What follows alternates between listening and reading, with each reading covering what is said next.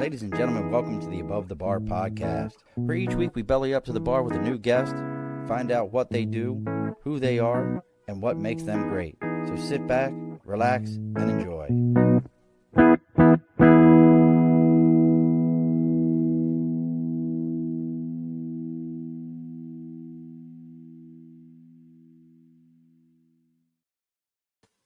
Alrighty, folks, welcome back to the Above the Bar podcast. It's your host, Sean. We have bellied up on, I don't even know what, I know it's the first Wednesday in February. We'll go with that. It's the 5th. It's February 5th. Someday I will put a calendar in front of me as I do this every week and mention to everyone that I've forgotten to put a calendar up in front of me. I'm trying to fix some stuff here. For some reason, my StreamYard, every week I have to edit my privacy.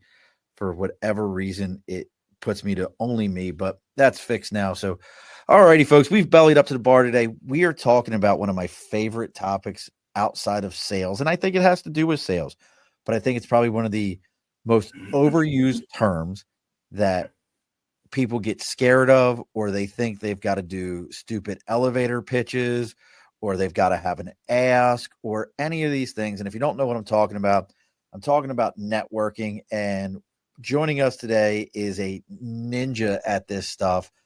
One of the only people that I know, and really, I'm going to say the only person I know that has somehow managed to create a networking group that has lasted not just through the pandemic, but a networking group that every week goes on. And joining us from the great white north of New York, it's probably like negative something degrees where he's at. I know it. It is Mr. Paul Hook. Nice. Wonderful. We're very well produced opening. So I'm not used to that. Just turning on Zoom. Very good. Yeah, I'm actually I don't think I'm too far from you. Where are you at? I'm often up north, but I'm not. I'm in Guilderland now. So you're still on the other side for me. I'm in Central Brunswick, so okay. Only in the capital region would somebody be like, dude, that's really far away. Like, dude, it's like 20 minutes, like at the best 25. Well, you got to go over a bridge. It's really far away, right? All right, we'll make a left turn already. Nowhere on the freaking planet, other than maybe like Kansas City, Kansas, and Kansas City, Missouri, maybe we'll go with there. Do people get completely freaked out the way they do in this area by the distance of a bridge? Like, people are like, you're on that side of the Hudson? I don't go over there. And folks, if you don't know what we're talking about, right. Yeah. If you don't know what we're talking about, if you ever come to the capital region of New York, you'll understand. If people are like, you're on that side of the bridge. Oh my God. And then Saratoga is like its own other thing. You got to go over a different bridge to get to that one. You need a passport. Yeah, you got a passport to go there. So, let's get into it here, folks. And we're going to be talking to Paul about networking, how to build a network, what that takes. As always, though, before we get too far, we got to talk about the big board up here. That's Sticker and a Cause. If you've got something you're supporting, something you believe in, something that's happening for you, maybe it's your own podcast, you've got a band, I don't care what it is, and you want to get that information out there, you can reach out to me on Facebook, LinkedIn, YouTube, Twitch, Instagram, X.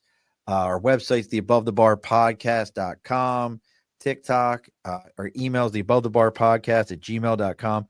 You can reach out to us on any of those locations. Let me know what you got going on. We will read about, I'll tell you where to send me the sticker at, and we'll read about you live here on the air so everybody can know about you. Look, folks, there's no better advertising than free advertising if you ain't got to pay for it. Trust me. If you ever saw my advertising budget, you know what I'm talking about. So make sure you reach out to us on all those locations. That's Sticker and a Cause. Someday, Paul, I'm going to fill this thing up. I don't know why, but I'll auction it off. I'd probably get like $10 for it. But it does. You read this, right? I mean, you're reading this. That's I see that every time you're on our hour. I see that. Yeah. So, but then we got to talk about our sponsors, and that's Budget Blinds of East Greenbush, Hudson and Coxsackie, and Schoharie. They are the largest window treatment company in North America, focused on everything from blinds, shades, shutters, tint. They do it all, anything you want, and they take care of everything, folks. This isn't one of those deals where you got to measure, then you got to send it. They got to send it off to somebody else, and then somebody else has to install it, or you got to install it. They handle everything, even taking down that old, grimy, nasty stuff that's been up there since you got those 1976 bicentennial model shades in your home.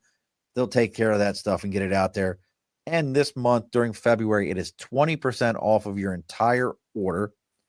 But it gets better than that. If you tell them you're there to belly up to the bar, meaning that you heard it here on the Above the Bar podcast, they're going to go ahead and take care of you and give you an additional 5% off of that order.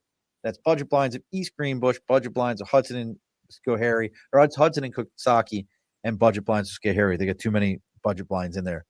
Again, give them a call. Paul, you look like you need new window treatments in that place. Like you gotta update that, man. Like what you got going on there? You got some rod pockets, some like top. I don't understand your jargon there, blind guy, but I see it all. They're just sheer. On one side shears. I do have blinds on the behind the other one, but it's nighttime. You can't really see it. We're gonna have to work on that. Fix that. Okay. Out.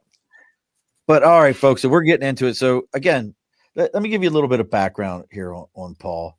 I think the only thing are you part of the Sienna cult also? No, I went to Sage. Sage, okay. Yeah. That's where my daughter went. She played basketball for Sage. The only time that the girls basketball team made the NCAAs, my daughter was on the team. Oh, great. Yep. So let's see here. Paul is an agent, a tri-decade, if that's a thing, agency veteran, decorated marketeer. Is that like a mouseketeer? Marketeer. Led business development, marketing efforts, 4 different companies in the capital region. When you hear us say capital region, folks, we're talking about around the Albany area of New York. We're not talking about down in DC or nothing like that. Let's see, heavily involved in promoting regional for technology, semiconductor development. You've done a little bit of everything, but I think where you really have Albany Business Review is a 40 under 40 in 2005. That can't be possible, Paul. You're not even 40 yet. I mean, that was 2005. So where were you, like 20 years old back then? What was going on? You were 15. You could send in a paper application, so they couldn't quite research you well and figure it out. They couldn't disprove that you were there. A while ago. I mean, it's fair enough, but you've done. I mean, in this capital region area, from a marketing and networking standpoint, I mean, you've had your fingerprints on a lot of things in this area. Things that people would probably be pretty surprised to know. Is there anything that you would say is most notable out of all that people would be like, oh, really? He did that? Well, probably just mentioning Sage. So one of the agencies I ran was a branding agency. This is how, when we get into the hour conversation about networking, that's how that all launched. When I was there in the pandemic, you remember that, right? A few years ago, yes, I remember. Lockdown and nobody could work. I remember it. Yeah. At home. When I was running that was called TinyCo, TYNY. It was based on the old Troy, New York postmark. I only did it for about a year and a half, and then, the world shut down. But the biggest thing we did was rebrand Russell Sage. So that's probably, as far as a visual or something that you might put your finger on, that I really was leading. You talk about the economic development work that I had done that's in my bio. So I did a lot of work to promote the region to inevitably get global foundries here. But so did dozens of other people. So I was at the agency. I was involved with it, and when I was in Germany and in San Francisco to promote Luther Forest, to inevitably get this fab here, along with we were competing with other parts of the country. So it was a 10, 12-year project. I was only involved the last 4 or 5, but there was a lot of effort, long-term effort. Economic development's a long play, so it took a long time, but it worked, and we're a better region for it. So I had my hands in there too, but again, it's a success as 1,000 fathers or whatever the line is. But it's on the marketing side. We were the agency for 2 of the organizations that were really leading that charge. So those are some of the bigger things as far as stuff in the region. Been involved with other campaigns and other brands, and got a long list of companies I've worked with. But those are probably 2 of the more well known publicly. That's all. Wow, I didn't know you were involved in that. So you did that. You were with agencies back in those days, but now if I'm understanding, and look, folks, I talk to Paul every week just about, and I'm still going to ask questions like an imbecile because I'm like, I don't know if I know the answer to this question. So, but nowadays you're independent. You run your own show nowadays. Yeah, that was a product of the this lockdown pandemic that I mentioned. So that agency was still kind of young, so it didn't really last. So the funding ended, and then I ended up on my own. But it was the best thing I ever did. Should have done it sooner, but at the same time, I know certain things needed to happen for me to get to that place, to get more exposure, more confidence, etc. So that's that's the way life usually works out. But now I've been on my own for almost coming up on 5 years, and that's what paulhook.com. I went to an AMA breakfast, American Marketing Association, not medical, American Marketing Association breakfast years ago, and this speaker they had said, if you don't own your name as a URL, buy it now. And I did. It's like 15 years ago, and I never did anything with it. And then when I went out on my own, you can imagine hook.com is not available, or it's super expensive. So paulhook.com, I owned it. So, but the name of the agency, my own agency, is just Hook. I own a 1-syllable word that's an advertising term. Like, there isn't a better name to go with. Yeah, that's pretty awesome. So yeah, I happen to have that, and that's something that has a lot of consonants and numbers in it. Really long name. I've got this really simple 1-syllable word. So I did that, but I to be honest, most of my, even for the first almost 2 years, most of the work I do are people that know me, and it's from the network, building a network up, and just people that have known me, worked with me on different boards, different jobs, and different projects, and all this was coming to me without really promoting it. I finally did a launch like 2 years in, a party, launch party, and got some swag and stuff out there, but I hadn't needed it, and I had plenty of work to keep myself and my one employee. We have one part-time employee and myself currently, and then I just build teams based on what I need. So this is my office and my home. I don't have a building with all the the expenses and the utilities and all that, but most people are fine not meeting me in my kitchen. I go to them, and or this, everybody became video conferencing experts during the pandemic. So this became natural to stream or not stream, but to have a video conferencing, whether you're like Zoom or Teams, Google Meets. And it's funny you bring that up. I always think about, what was the one I actually started using it when I was first podcasting. Skype, not Skype. Like, you want to talk about a company that should have had the bull by the horn. I know. I say that all the time. Drop the ball. I mean, they because owned it. We all had a Skype number, and if you did anything, if you had friends or anyone that lived overseas, those are the only people that I know that still use Skype. Is if you're like in the US and you have family overseas, they're like, yeah, we Skype call because it's easier with them because of the phone number. Those are the only people I know that use that. And look, folks, as everyone starts joining us, or if you're listening to the audio version of this, you can check out what Paul's got going on paulhook.com. Or if you want to know about our hour, it's ROUR, hour, HOUR .network, not .net, but .network. And you can see what Paul's got going on. So you're in the throes of this. You're in a small company, got some things going. Pandemic hits, does to everybody what all the pandemics have done. And those of you that are joining us, please, if you got questions, drop them into the chat there and give us that like, share, and follow. It might sound cliche, but trust me, it really does make a difference. But so all this is going on, and you've got to go ahead and create. You've got to build your own new network, and you create. Like, was our hour the first one you created? Was there other iterations before this? How did our hour come about? Well, it actually happened right. Well, it happened right during the beginning of the lockdown, like the very next week, because I ran this agency, but prior to that, I had run business development for a couple of other agencies, director of marketing, but I had a business development role at Zone 5, and then over it, I was VP of business development. So then I go to TinyCo, and I'm running the whole place, but it's new, so I have to bring work in, right? So I was one of the last ones that went to the office, when you still could. It was me and another guy. And, they finally said, okay, you're non-essential, go home. I already knew, but all right, I'm going to just stay home and work there. But then I'm just like, I can't talk to anybody, or I can't see anybody. I was on 5 boards at the time, I think. And I would, I used to think every week, where should I be to be able to run into people, or have this coffee meeting, or this lunch, or go to maybe Wellington's downtown because so many people pass through, or, places in Troy, because that's where our office was. And then all of a sudden, zero. So I said to a couple friends, business associates and friends and out there that are, in the business world, I said, you want to try one of these happy hour, virtual happy hour things? And, so 5 of us did the first one. We did it as a happy hour to start. And we did that. And it worked. It was cool. It was fun. People were, all like getting used to this new life. New technology, But it was an outlet, and just a way to stay connected. So I did it another week, and then I did another week, and I realized I just started inviting different people, and I wasn't really planning on this to, let's do this for a few weeks until this thing goes away, right?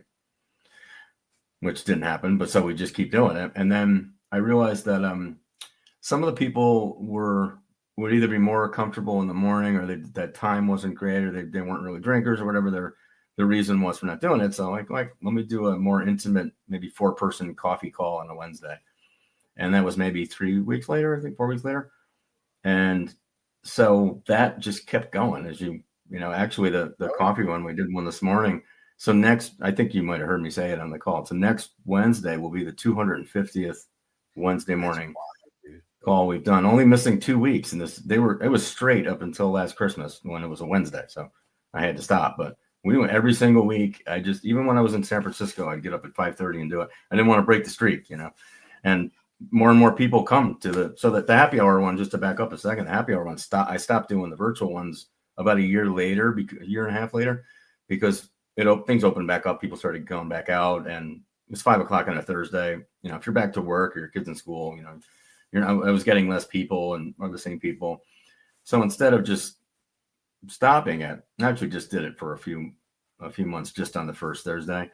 I started doing it in person last Thursday of the month, and figured, okay, we started at Frog Alley. I'd done some work for them way back. So the place. I like their beer.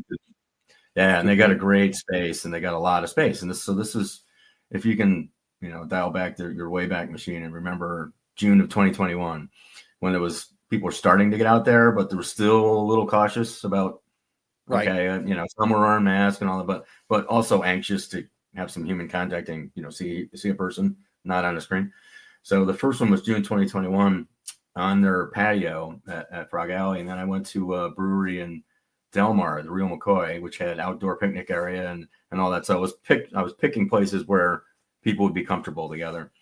And then I've done 42 of those, I think. So I think every month I rotate, and I just go counterclockwise because of how it started in the county. So it's this past month, last week was Saratoga County up in Malta.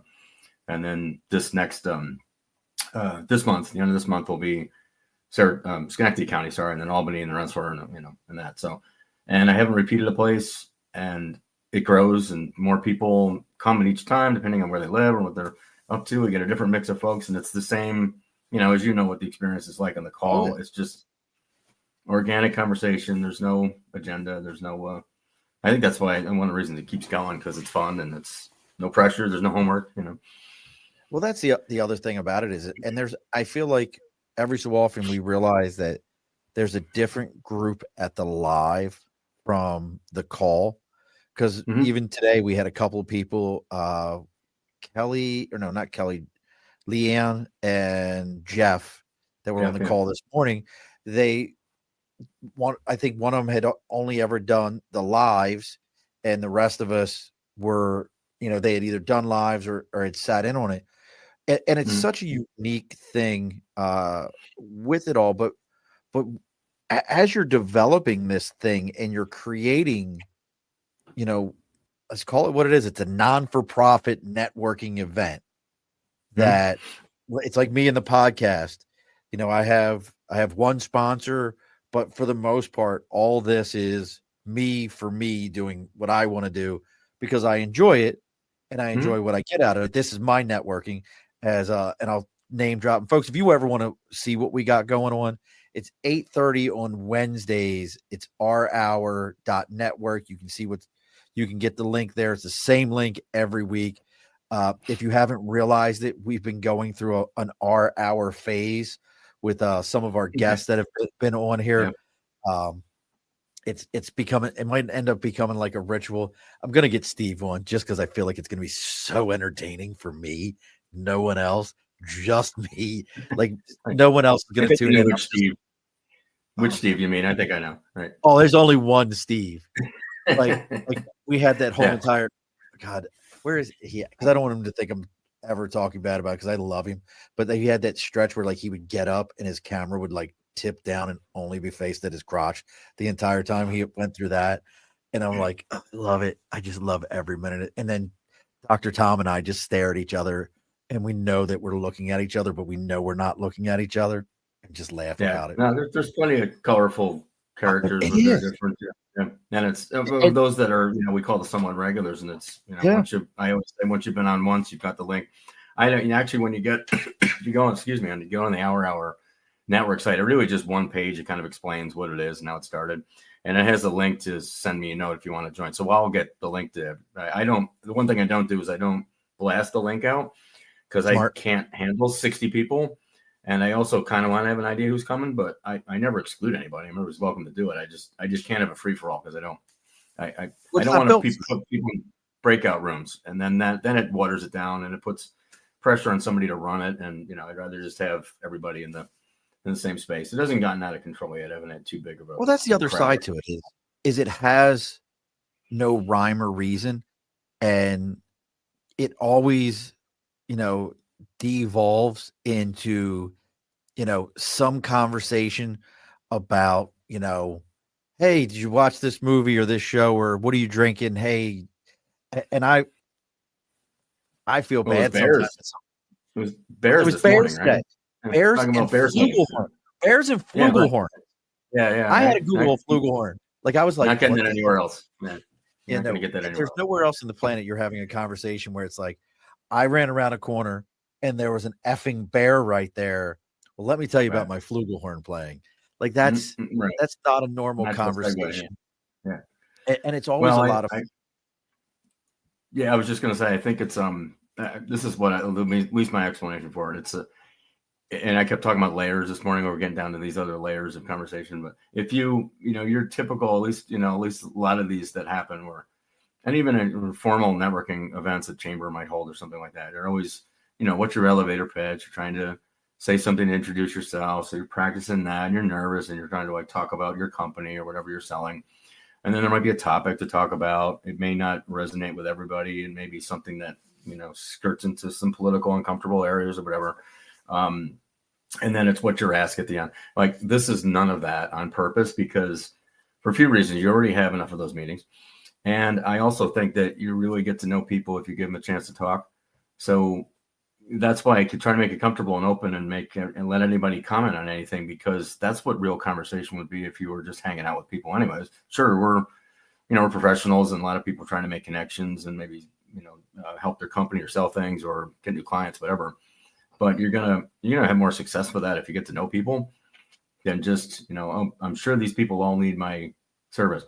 They might, but they're probably not going to take you up on it unless they get to know you a little better. So and that's the other thing, back to, you're talking about networking advice, stick to it and just keep at it. And you're planting seeds the whole time. I used to know that my success would happen like a year later, just of things that I would do along the way. You stay in touch with people, and some things don't come to fruition at all, but they might, and it may be months later, but it's the effort that you put in before that and staying in touch. And if you strike out the first time you meet somebody and give up on it, it's never going to happen. So, well, you bring up a great point. And look, folks, if you want to know what Paul's got going on, again, it's paulhook.com.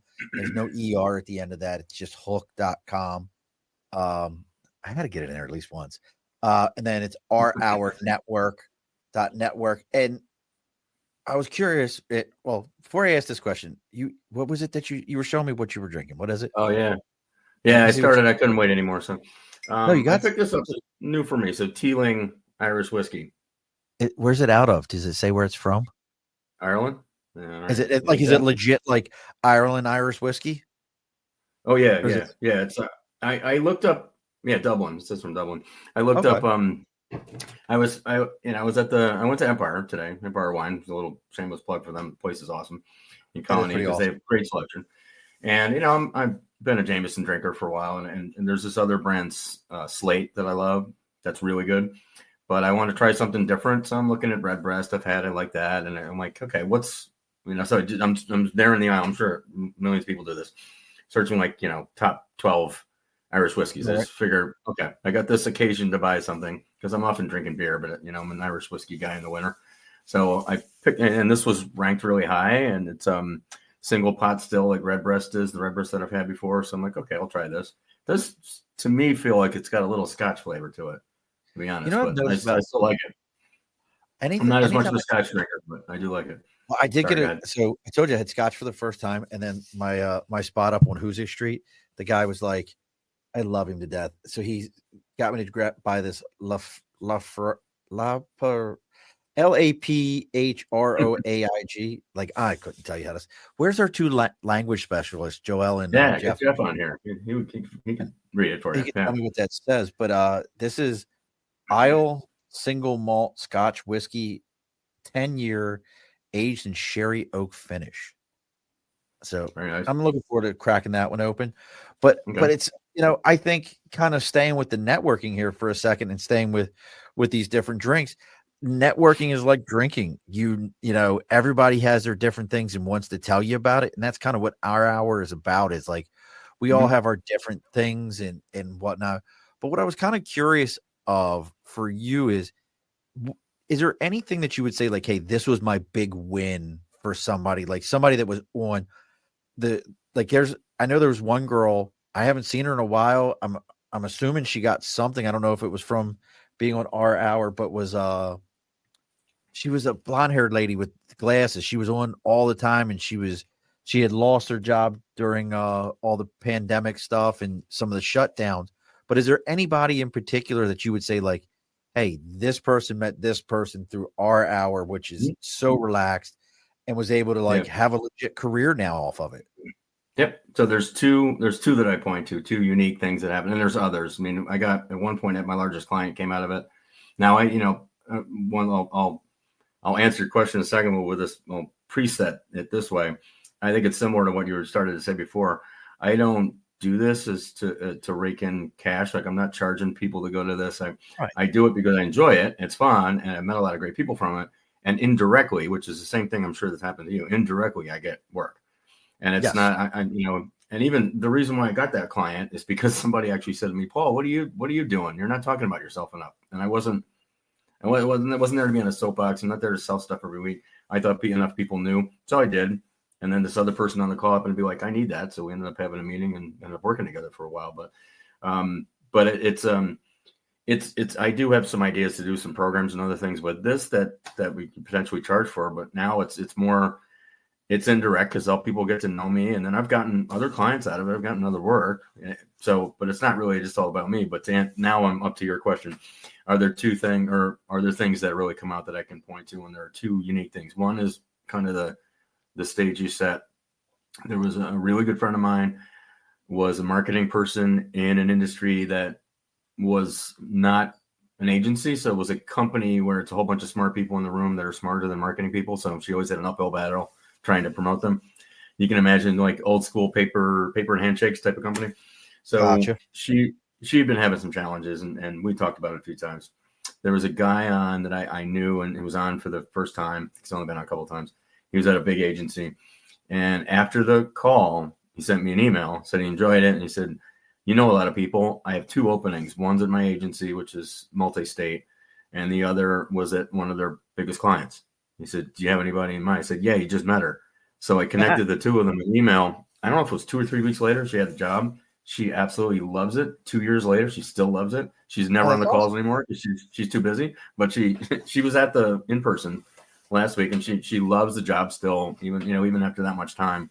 And respected, appreciated. They give her a lot of work, a lot of stuff to do. They ask her opinion on things and not like pushing her to the side. So, and her organization's grown.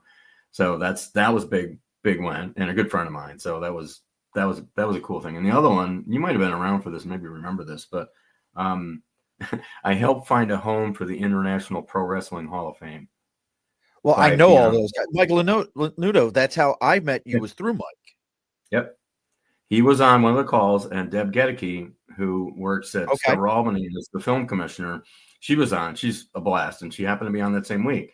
And Michael said he's on their board. They were trying to find a home. And she said, the back when it was called Times Union Center. She said, they've got unique space at the Times Union Center. They're trying to get, promote and get some folks in there to do some different things. It's kind of cool and this and that. I think a couple weeks later, he was in there looking at it, and they signed a contract a little bit after that and ended up with a home. But it was just, and that's that layers deep conversation you wouldn't have by what you're asked. Or here's this topic. What do you think about? hybrid workforce or, oh God, school bus driver shortage or whatever it is. You're not going to get to it. But somebody just started talking about something, and he said, we're looking for a home, and Deb just jumped right in. Oh, I know a place. Oh, just, I think you told me about it. And you know what's funny about that one is people don't realize, like, if you're a pro wrestling fan, you would know this, but the Times Union Center, Knickerbockers, whatever you want to call it, MVP, actually has Pepsi has a huge pro wrestling history. The real famous during the Attitude Era, Steve Austin driving the beer truck into the arena, that was in Albany here. Like that's like they still play that like as a highlight reel, the beer truck coming right up to the stage. That was here in Albany. I mean, there's been some pretty famous matches here. And I think part of it, obviously, it's the capital region. It's just up from the city. You can get to it easy. Connecticut's not a long drive from WWE. So a lot of those guys are in their backyard. In Toronto, even people don't realize Toronto's a big wrestling area coming down from there. But that also kind of, thinking about all those different elements for a second, when you talk to people, because of your marketing background, to me, marketing is networking. It's building a network outside of just the people that are sitting next to you. You're marketing a company to build that trust, to build that mindset and that brand recognition, like you did with Sage and things of that nature. What are some of the things that either you brought in with our hour or that you've learned about maintaining a personal network and the value of that has come out of this? Wow, let's see, how many ways can I answer that? I think and this is, there's a couple of things. So this helps maintain connections, and on this, I've had business development lead jobs, I've had sales jobs, but I've never approached it at the typical.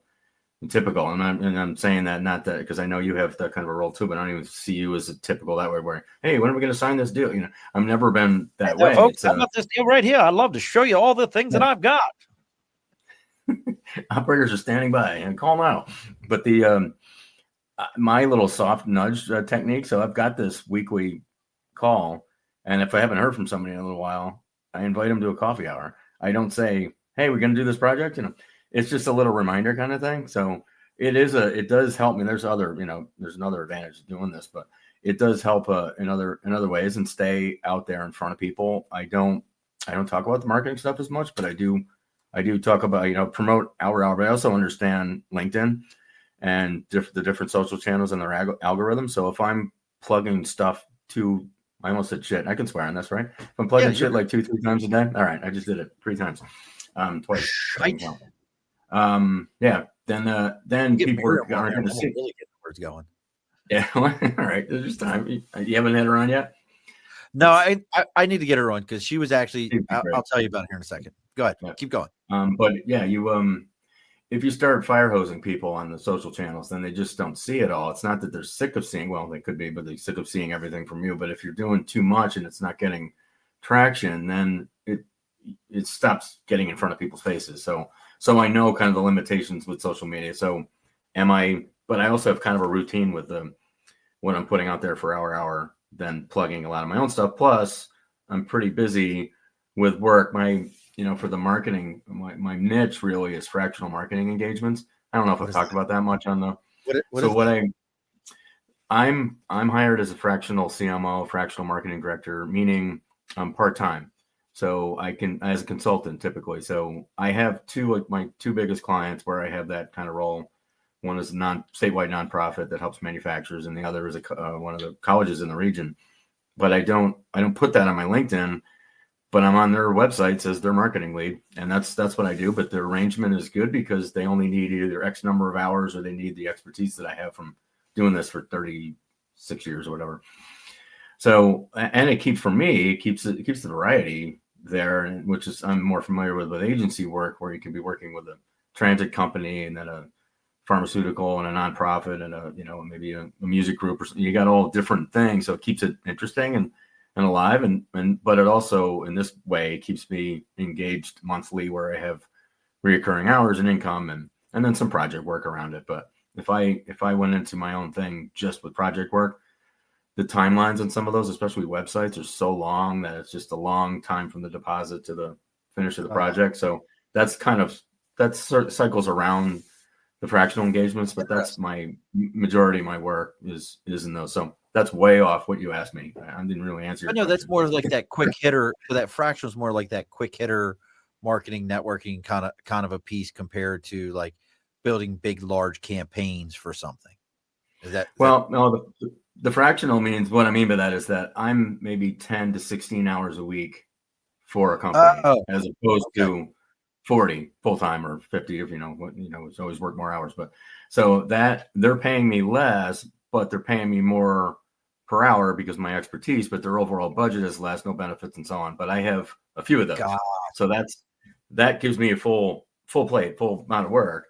But I didn't know that when I went out on my own. I thought I'm just doing a bunch of projects. I'm going to have my own agency and we're going to work on this and that. It's going to be exciting. And then all of a sudden the first one dropped in my lap to run a team. So I do it differently. They're all different. Sometimes I'm managing a team. Sometimes I'm managing an outside agency or just coordinating. One time I was a mentor for a young guy right at 3 months out of college. I was kind of his mentor, I guess, for about a year and a half. And I was advisor and so on, but I was the fractional marketing director of the place.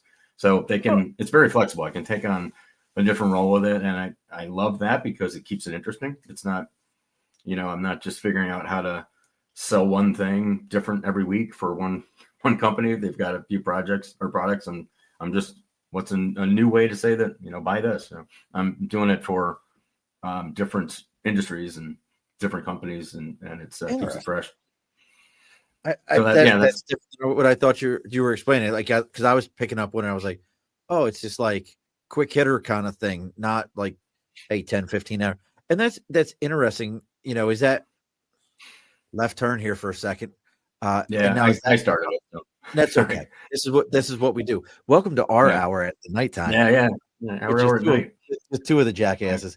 But is it something that, like, was that a thing pre-pandemic, or is that like it kind of became a thing post?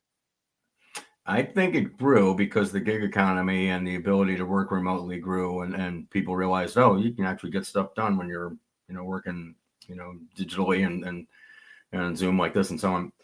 I think the, CFOs might have the CFO for hire kind of thing. That probably was the precursor for this. A lot of those roles that have been around. CMO for hire. That there are organizations that do that, but it definitely grew during pandemic. It existed before, but I don't think people saw the opportunity, the value, or the need in that. And I didn't create it. I kind of fell into it, but it's interesting. It's perfect for me. It's a great model and it works well. But I handle that well. I work that really well into what we present for business. But it did exist. But I'm sure that it boomed during this, and people realized that they can be so much more flexible and can work so many different ways. Now I'm gonna put you on the spot with kind of an interesting question here. I'm a big fan of the term entrepreneur. You know what an entrepreneur is? Oh, what do you mean? So an entrepreneur is someone who learns that who they work for is their client. They don't treat them like an employer, but they treat them like a client, and they build their personal. And I hate saying I'm building my brand. No, you're not. You're building your reputation. It's for whatever reason we change reputation into brand. But they're building their reputation as a good employee, or as somebody that can be relied upon while working inside of a company. For yourself, how much, or what's the best way? How much of what you do now did you learn as that entrepreneur that was able to translate to being an entrepreneur, and how much were you like, oh shit, I can't use this anymore. Like, this doesn't work anymore because now I have to run the show. I can't this anymore. What kind of things, when you went off to doing it on your own, did you take with you that were valuable, or that you had to leave behind because you learned that they don't work as a business owner? Well, you can relate to this, I'm sure. So a lot of the whole chief cook and bottle washer kind of thing. So you have to do a lot of things. And we do gravitate towards the things we like. I had, years ago, so I started at RPI as a tech illustrator. That was my first job. And then I worked in Yellow Pages, if you remember those, and other industries. But at one point I didn't have, I was working at a small design shop and in a weekly newspaper, and the newspaper shut down or was sold, and the design shop owner cut my hours. And so then I just ended up kind of going out on my own, but then it was graphic design. So I was just had my own studio. And that was one of the things that happened. Like I didn't, the whole invoicing and bookkeeping. So I know I got a deadline. So I just keep working on stuff and I'm not billing people. So you do, but from that experience, I learned, okay, you have to. But then being in an agency, you would have, there's a couple of things that happen. You got experts in certain areas. You might have specialists in certain things. And then this is all from the people that run the business part of it. So the sales, the bookkeeping, the any sort of accounts and running accounts, but any business functions to the creative teams and so on. So it's to a degree, it's smaller scale, but then some of the stuff is so much smaller scale that you don't have a person or even an external expert like a bookkeeper or something or an accountant. So you have to figure your time out for that stuff. But as far as and then you need to be good at delegating yourself. So I guess maybe this is answering your question, because what do you mean by delegating I have to know, since I call myself a recovering designer. I was a designer and I still can do some design up, but I know where my limits are, either in, should I do this massive project or this kind of tricky campaign for this challenging client or really short timeline, or can I do this or should I do this because of the budget size? So I'll make decisions on things I want to work on, but I know from all the places I've been at and the teams that I've built and people I've worked with who I can bring in to be part of the team. If I need a writer, Karen, I know she's been on your program. She's done a couple of projects for me, and I can write, but I can do some things that, that may need to do something that's faster. I may need to write copy for, an email campaign or this, update this website or something like that. But I'm doing something unique, original. It's monthly blogs. It's whatever. I know Karen, I know. So I have to regulate. That's the word. Did I say delegate? Or maybe I meant regulate. Either way, I get it. I've only had a little of this, really. It's I got to regulate where my line is. How far do I? Because if I take everything on, then I'm getting a little bit done of everything, and I'm not getting anything done, and then you get unhappy clients that way. So I'm lucky from doing this so long. I've got a deep bench in all the specialization areas. So Olivia, who works with me, has a lot of technical work, SEO, podcast editing, social media, etc. And so she's great and reliable for that kind of stuff. But if I have, maybe if I got 3 or 4 clients that are doing that, I'm doing some of that, or I've got other people that she works with sometimes on the outside that could bring in on the team. Or if I get something that's, if I had something that was a college or a bank or something that's a specific industry, I may bring in someone I know or I trust or I've worked with that is a specialist in that industry. I can be part of the team because I can pick their brain and have that knowledge from their experience as part of it. So that's the other, not as much in the fractional engagements, because the team's already set, but in the projects and campaigns and opportunities I get, do I bring in a super team of awesome individuals that have done great stuff that I've worked with before? Or the other option, and I've explored this, is I partner with an agency, and I've done pitches with agencies because they brought me in because they knew I knew the people there. I knew the marketing director. I have the relationships.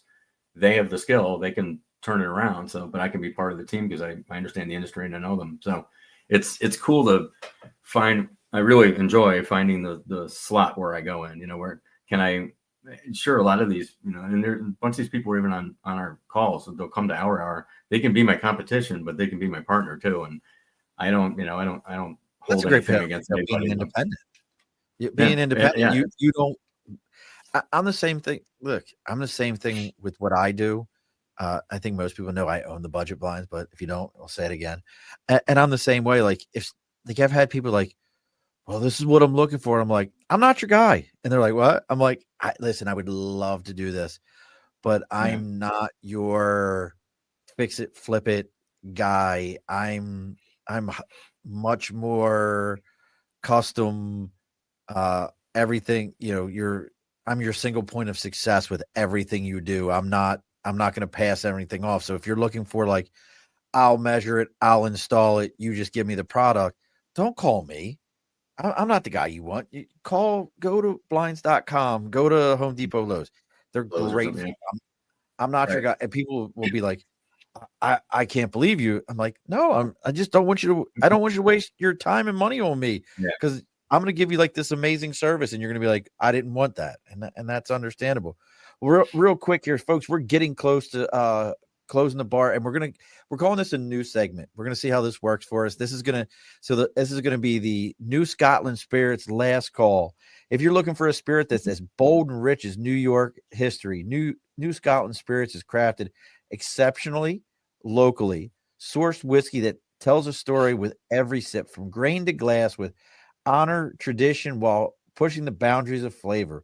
Whether you're a whiskey connoisseur or just starting, there's a bottle waiting for you. Raise your glass to true craftsmanship for New Scotland Spirits near you, or visit newscotlandspirits.com to learn more. New Scotland Spirits, where history and flavor meet. Sounds pretty good, right?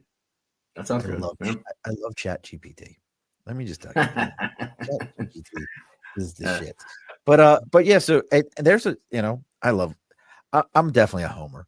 I'm a homer so bad. Like, as soon as I move somewhere, I want to know everything locally, what's there, what's happening, all that kind of stuff. And I think that's another part of what makes our hour. And folks, if you want to know about our hour, again, paulhook.com, ourhour.network. You can find out about it. Paul will send you the link. You can come hang out with us. You might think that I'm a crazy person to tell you that it's worth checking out regardless of where you live. You might be out in Texas. You could be out in, up in Washington State. It's worth it to pop in, see what's on there, see what people are talking about, see what's happening. The capital region of New York is a very interesting micro. I don't even know how to describe it. Like, it's super boring here. Like, there's nothing happening in the capital region, but everything's happening in the capital region. Like, they get excited. This weekend's Chowder Fest, and it's a great, it's a great experience. But at the same time, this is the same place where when Joe's Crab Shack showed up in the town of Latham, people camped out for days for it to open. I would never camp out for a mass produced, but that's the capital region and that networking piece. What are some of the, I know we got some R hours coming up, the in-persons. What's the next in-person? Oh, the next one's they're always the last Thursday of the month, unless we run into a holiday, and that happened the end of last year. So both Halloween and Thanksgiving were the last Thursday of those months. So I had to move them around, but you can almost always count it being the last Thursday. So it'll be February 27th. It's going to be at the Palazzo, which is newer. It's a newer restaurant. It's an Italian restaurant. It's awesome. It was Joe's Pizza, I think, and I think it was Joe's in Schenectady. So they renovated into a full-blown Italian, really awesome bar, huge bar, a little stage in the back for music. And the owner came out and chatted with us for a little while. Really looking forward to having us. So that's cool when the ownership or the management, we get to talk with them and embrace it, because the last few times they've come out, make sure we're having a good time. And I usually, we get like 20, 25 people at this, and sometimes up to 40. We had at one of them. And, they can be smaller, like the one. There's always that kind of that dead Thursday between Christmas and New Year. So that's tiny. So intimate. I think we had 7 or 8 people at that one, but it's like every Wednesday morning at 8:30 is the coffee hour. I think it's valuable. It just comes out of marketing, is, you pick a time that people can remember, then you don't have to look for it. So it's always Wednesday morning, 8:30, always the last Thursday.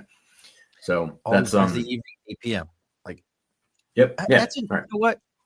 Aside completely, because I want to talk about what other things you got coming up.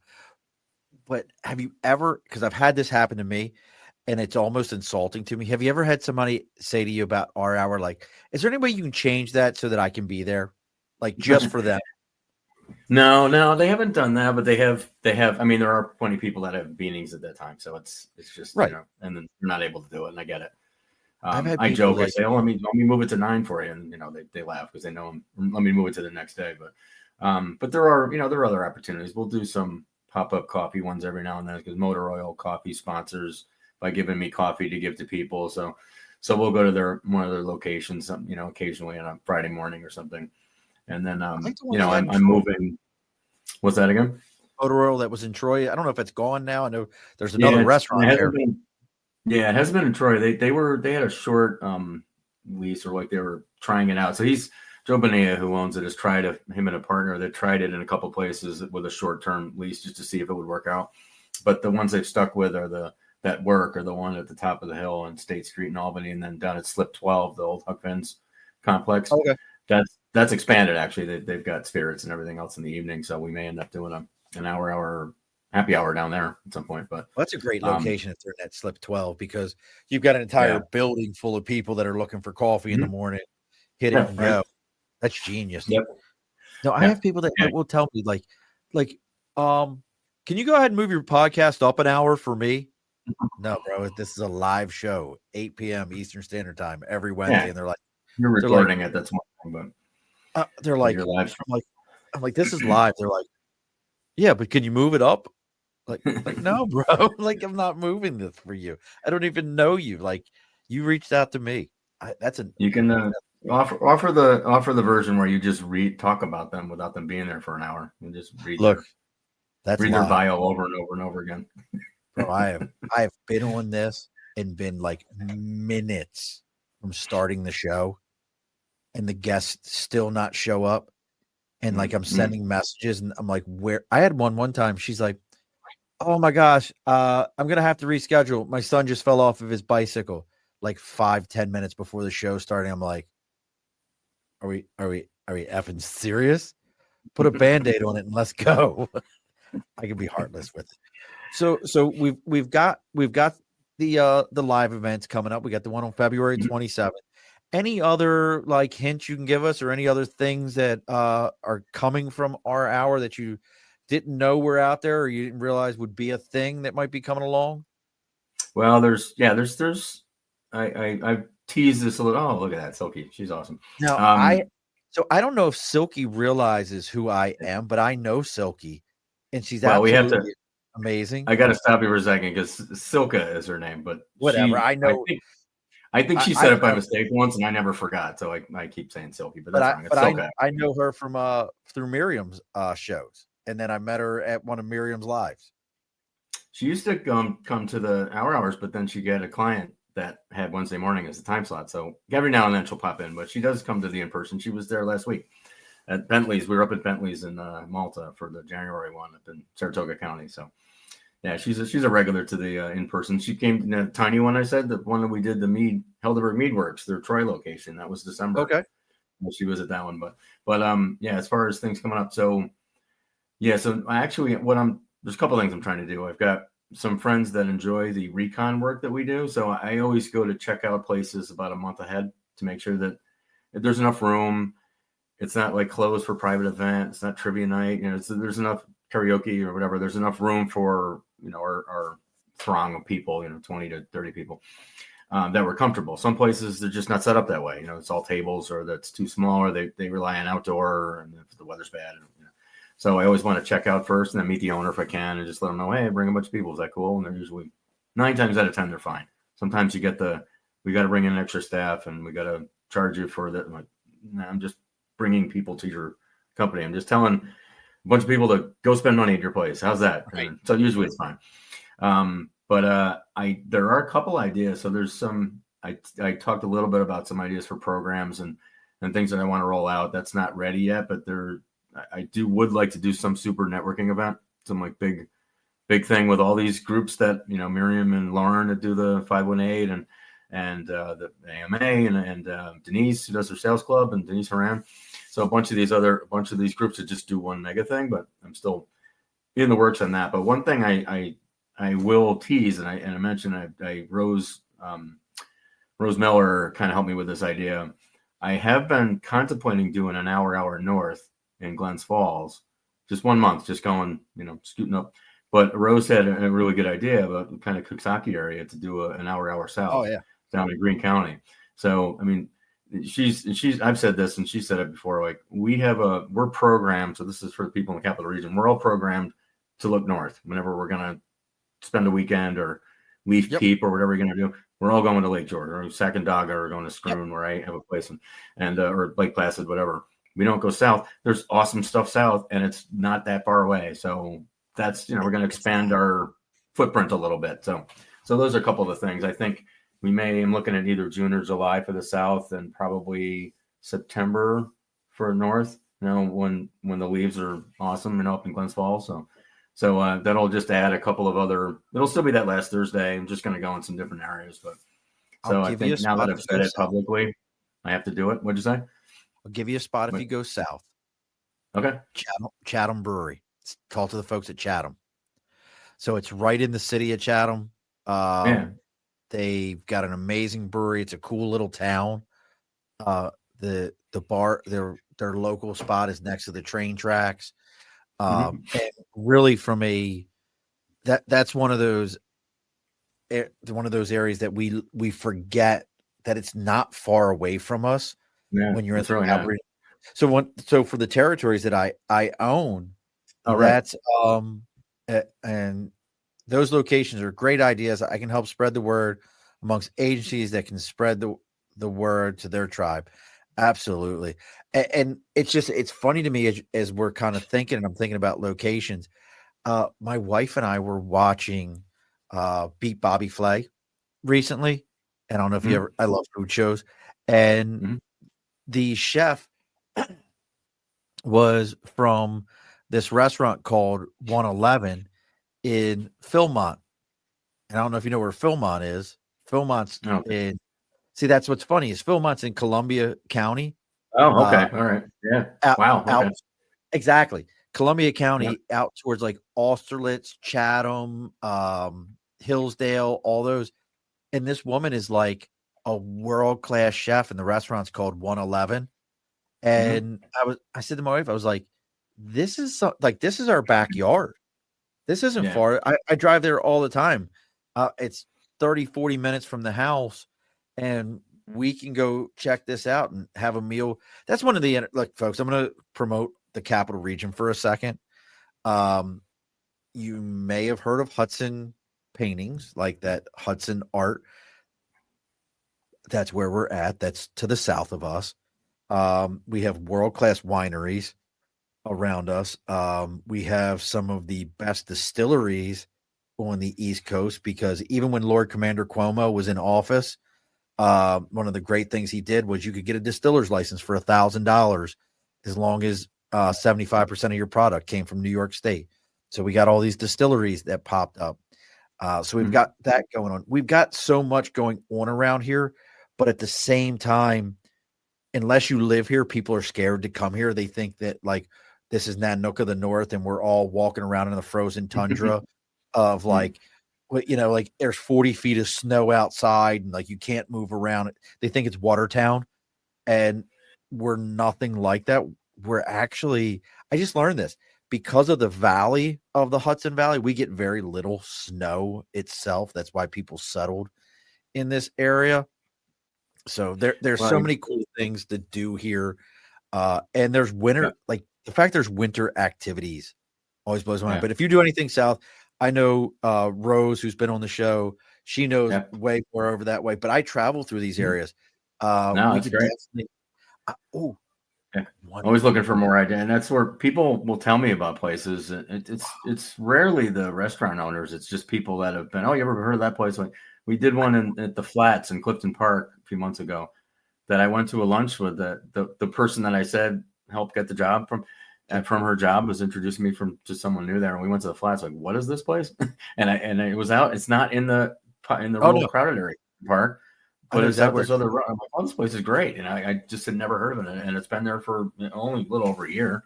But I keep finding new places. And that's the coolest thing about it is that half the people have never been to the place. So what'd you say? I'm going to give you an idea for one. I don't know other than Rose or anybody else who's down south would go to. Check out, and I don't know what their hours are, Gracie's Luncheonette in Leeds.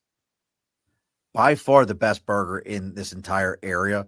Like hands down, nobody touches their burger by far, but they have liquor. They have all that. And they have a full blown thing. I don't know. That'd be an interesting one, but But that's going to lead us into this question. Then we got to get ready to close everything up here. Now, here is, Nate's not on right now, but if Nate was here, we've asked this. I think I'm going to just keep this as my capital region question. My buddy Nate would always ask food related questions. I'm going to keep this as my capital region question.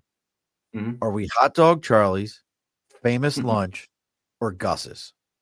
Which is it? Yeah. Well, for me, and it's historical. So I've had them all, but Famous Lunch is my place because I started working at RPI, and then one of my next jobs was in the J building, the incubator building that RPI ran was the first incubator in the country for companies, up and coming companies. Yeah, it was their original idea. And then I was in one of two companies in that building that wasn't tech. It wasn't a tech startup. It was a design firm. So I worked with this guy, Randy Rumpf, who's a great guy, and he really got me started. If anybody knows RPI and you know hockey, the puck man, the swinging puck logo, he's a cartoonist, and that's his design work and so on. But we would go down to Famous Lunch, and the hot dogs on the arm with all the mustards and handing them, like, you want 20 or there, and just right in the window cooking all that. I think I might have made the comment of I love them all. The Hot Dog Charlie's I used to go to I lived in Waterford for a while. So there's one in Cohost that at Fire, and that's gone, right? I don't know what other Hot Dog Charlie's. Yeah. No, my daughter or somebody told me that it was maybe about. I know exactly the one you're talking about, like the stretch of rope between Waterville and Cohost right there. Yep. Yeah. So I don't know what other ones there are. There's other Hot Dog Charlie's. I just don't know where they are. Hot Dog Charlie's on 9 and 20. There's one on 9 and 20. All right. Where's that other? Yeah, there's a couple of them around. Yeah, and then there's Gus. But Gus is. I've only been there a couple of times, and I just remember sitting inside and looking around, saying, "This is open. This is allowed to be open." It was. Awesome. The food's great, but I just was like, "Wow, okay." that is Gus. Yeah. Like, but, my wife was just telling somebody, like, as the buns are getting ready, they get like shot down a conveyor into a trash can, and people are like, "What?"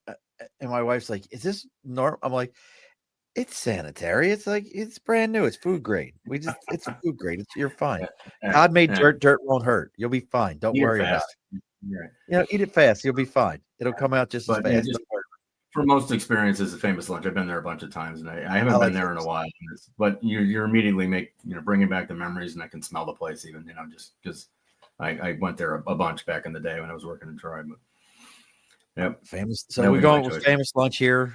I think Kat actually said famous Lunch also. I think that was her call was Famous Lunch. I think it's going to be my go-to question for people in the capital region is which one do they pick out of the three? And they're not physically that far apart from each other, so it's not like a regional thing. Like, they're really. You can almost walk the Gus's from Famous Lunch. Yeah. It's not. It'll be a little bit of a walk, but it's not like whatever the water. Go over a bridge. Yeah, it's go over the bridge again. I don't know. Right there. People might not see the bridge. It's bridges separate us all. They should be bringing us together, but they separate us. But they should bring us together. I think that was the point. Bringing together. Yeah. I hear you. Well, all that being said, I know Paul understands this is like he's on 250. I'm on I think he's 268 or 269. I gotta look. I forget him all the time, but I know he has binge watched all these while preparing himself to be on the show. He just absorbed as much of the Above the Bar podcast culture as he could, and he knows what's coming up. But just in case he doesn't, I'll remind him: the guest always gets the final word, and don't log off on me afterwards, Paul. We got to talk for just a moment. Okay. The guest always gets the final word. So, what's the final word for tonight, Paul? Jeez. Wow, let's see. I wasn't ready for this. That's good. I'm glad you didn't prepare me. That just put me on my toes. I think, it brought the theme of what you want to talk to me about networking. And it really is a long play, but it doesn't need to take forever. So why I say that is, you have to plant little seeds. You got to have conversations. You got to stay in front of people. You have to be seen. You got to speak up. You got to raise your hand. You got to shake hands and so on. But if you do that enough, if you're looking at it like how many cards I hand out and how many contracts am I getting back, that's the short win. Rarely do you ever go to a network, any sort of event. You go to a business review event, chamber, whatever, shake a hand with somebody and they hand you a check. Like, or I need you today. Oh, we love those moments. And I'm sure you've had a few of those where somebody just needs you right away. If I'll tell this one little quick story and we can let this explain it. I had a friend who had been involved with a big agency, was on her own, was trying to decide if she wanted to build an agency again. So she met with the owner of Over It and me at the same time. I brought her in to have a meeting and she said, how long is your sales cycle? And we both answered at the same time, 2 totally different answers. He said 3 months. I said a year. And she looked at both of us. The thing is, we were both right, because Dan, the owner, gets a call when somebody needs something. And it takes about 3 months roughly to get the deal figured out. What do we need? Is what it costs. When are we going to start? Me, I'm talking to people about us. So it takes about a year before they finally pull the trigger and make the decision. So I'm doing it first. When they need something, they're calling, but I'm planting the seeds to get it to that point, whether they call me or they call the company. So wherever I am. So it's a long play, but it's doable, and it doesn't have to be hard, and it doesn't have to be painful. If you're introverted and you have a hard time talking, got plenty of people on our hour that don't talk, that just enjoy the conversation. But you also can go to events with a wingman, go with somebody else, have your own conversations. People will want to talk to people that are talking. If they're just standing there on your phone, they think you're busy or you don't want to talk, so they're not going to talk to you. But it's easier to get something going. And I often, will meet people because somebody will introduce me. I'm not even though I will run these networking things and seem to be outgoing, I'm not barging in a room saying, hey, look at me. Hey, I'm shaking hands with people I don't know. I'm not that either. I'm looking for the way in, like the person that I know, or maybe it's, might be next to somebody in the line and might just make some small talk, but usually it's through somebody I know. So there's a whole bunch of ways to make it happen, but just, you don't have to go stretch yourself out and stress yourself out and spend hours preparing and making sure you got your pitch perfect and everything. Be yourself, but just try to stay out there and stay in front of people and keep talking and saying hello and making sure they know what you do, because when they need it, you want them to remember you and be top of mind. And that's many of the ways to do it. So alrighty, folks. That was a long answer. But alrighty, folks. Be sure to push your stool in. This has been a Second Front podcast presentation found on Apple, Spotify, and wherever podcasts can be found.